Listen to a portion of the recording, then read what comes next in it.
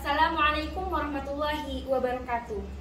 Alhamdulillahirabbil alamin. Assalatu wassalamu ala asrofil anbiya'i wal mursalin Sayyidina Muhammadin wa ala alihi wa sahbihi ajma'in. Amma ba'du.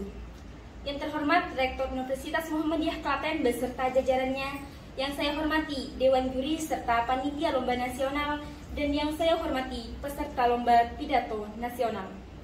Pertama, mari kita panjatkan puji syukur atas kehadiran Allah Subhanahu wa Ta'ala, atas berkat rahmat dan karunia-Nya, sehingga kita semua bisa melaksanakan Lomba Pidato Nasional ini tanpa ada suatu kendala apapun. Salawat serta salam semoga selalu tercurah limpahkan kepada junjungan kita Nabiullah Muhammad Sallallahu Alaihi Wasallam. Semoga kita semua termasuk orang-orang yang akan mendapat syafaat darinya di akhirat kelak.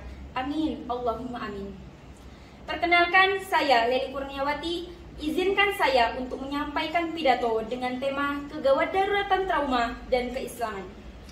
Kegawat daruratan dapat terjadi di mana saja, kapan saja, dan bisa menimpa siapa saja. Berbicara tentang kegawat daruratan trauma, erat kaitannya dengan traumatic cardiac arrest yang disebabkan oleh gagal nafas. Contoh kasus terkait traumatic cardiac arrest adalah tragedi Itaewon yang terjadi pada tanggal 29 Oktober 2022 di Korea Selatan. Jadi ribuan orang mendatangi Itaewon, distrik yang terkenal dengan klub malamnya, untuk merayakan Halloween pertama di Korea Selatan setelah tidak ada lagi batasan kerumunan. Pada saat sebelum kejadian, ribuan orang mulai mendatangi jalanan. Banyaknya yang datang melebihi kapasitas tempat sehingga membuat banyak orang berdesak-desakan.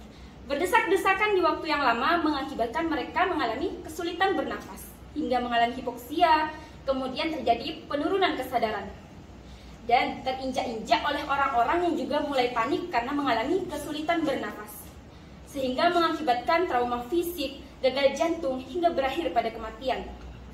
Jika kita melihat video cuplikan dari tragedi Itaewon, kita akan menyaksikan bagaimana pada saat itu masyarakat membantu pihak berwajib untuk melakukan CPR.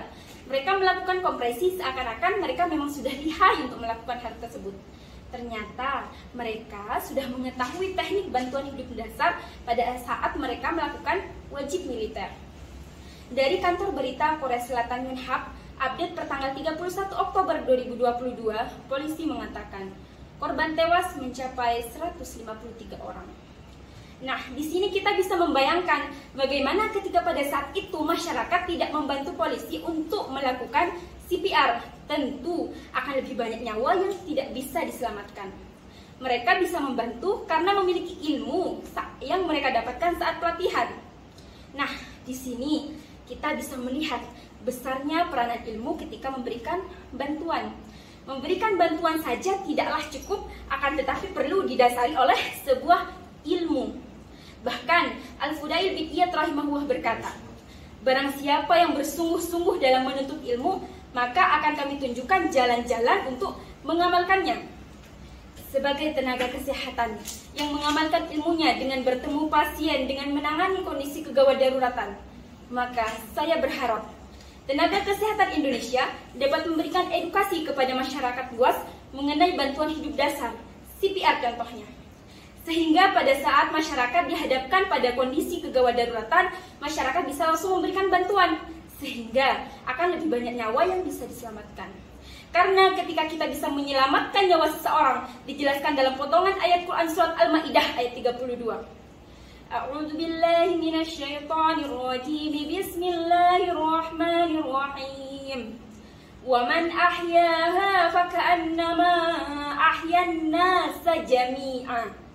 Barang siapa yang memelihara kehidupan seorang manusia, maka seakan-akan dia memelihara kehidupan semua manusia.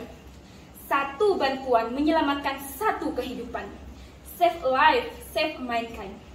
Kondisi kegawat daruratan traumatic cardiac arrest juga terjadi di Indonesia kemarin, yang terjadi pada Cianjur, Garut, kemudian Sukabumi. Sehingga sebagai saudara semuslim dan saudara sebangsa, mari kita bantu mereka sesuai kapasitas serta kapabilitas kita.